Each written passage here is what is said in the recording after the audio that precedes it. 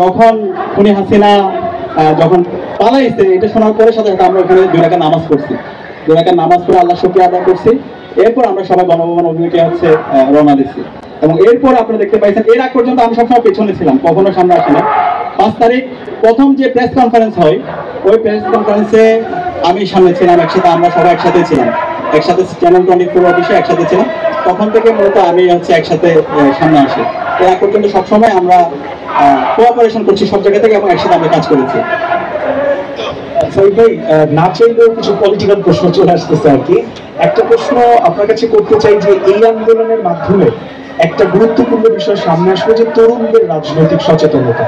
এর আগ পর্যন্ত আমরা ধরেই নিতাম যে 30, 40, 50 বছরের বেশি মানুষের রাজনীতি করবে এবং যারা তরুণ রয়েছে তাদের কাছে আসলে আই হেট পলিটিক্সটাই হবে।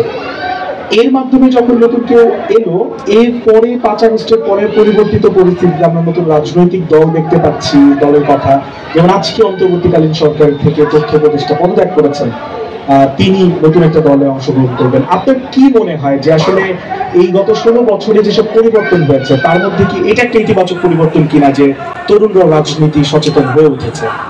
অবশ্যই আমাদের 24-এর ছাত্র জনতার অভ্যুত্থানের এখানে অন্যতম একটা সফলতা হলো আমাদের এই জেনারেশনে একটা রাজনৈতিক সচেতন জেনারেশন তৈরি হয়েছে। তারা দেশকে ভালোবাসে, দেশের ভবিষ্যৎ নিয়ে তারা ভাবে। এবং এই 24-এর ছাত্র জনতার অভ্যুত্থান পরবর্তী এখানে 2টা প্রিন্সিপাল ছিল। একটা হলো ফেসিবাদী ব্যবস্থা বিলোপ করা এবং নতুন রাজনৈতিক বন্দোবস্ত। এই 2টা টার্মের মধ্যে কিন্তু সবকিছু চলে আসে। আমরা গত 16 বছরে ফেসিবাদী শাসন এবং শোষণের মধ্যে দিয়ে যাওয়ার কারণে এখানকার যতগুলো প্রতিষ্ঠান আছে সেগুলো ভেঙে চুরমার হয়ে গেছে, প্রত্যেকটা অর্গানগুলো ডিসফাংশন হয়ে গেছে। তো এই প্রতিষ্ঠানগুলোকে আবার রিফর্ম করা এবং একই সাথে এখানে হলো যে নতুন রাজনৈতিক বন্দোবস্ত বলতে সবকিছুকে নতুনভাবে রিফর্ম করা, সেটা ছিল আমাদের সবচেয়ে গুরুত্বপূর্ণ কাজ। তো এই কাজের জন্য সবাই আমরা একমত ছিলাম। আমরা তরুণরা সবসময় আমরা যাদেরকে ক্ষমতায় বসিয়েছিলাম এটা একটা স্বতঃস্ফূর্ত একটা কি বলে সাপোর্টের মাধ্যমে তারা এখানে ক্ষমতায় বসেছে, কারো কোনো নিয়ে না। এটা যদি এমন হইতো যে কোনো একক দলের কন্ট্রিবিউশনের মাধ্যমে, স্যাক্রিফাইসের মাধ্যমে তারা ক্ষমতায় যেত, তখন তাদের প্রতি তাদের দায়বদ্ধতা থাকতে পারতো।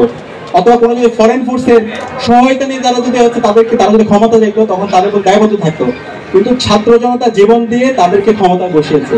তো ছাত্র জনতা আকাঙ্ক্ষা ছিল মূলত এই 2টা।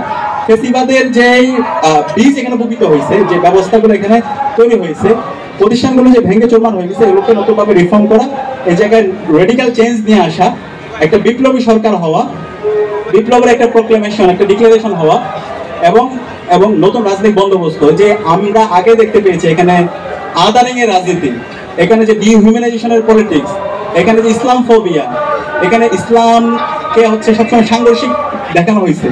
তো এই যে ট্যাগিং এর রাজনীতি না হয়, এখানে শাহবাগের মাধ্যমে যে মব কালচার তৈরি করা হয়েছে, সেই কালচারগুলোকে, সেই ডিহিউম্যানাইজেশনগুলোকে ভেঙে নতুনভাবে এখানে একটা বাংলাদেশের একটা রাজনীতি তৈরি হবে।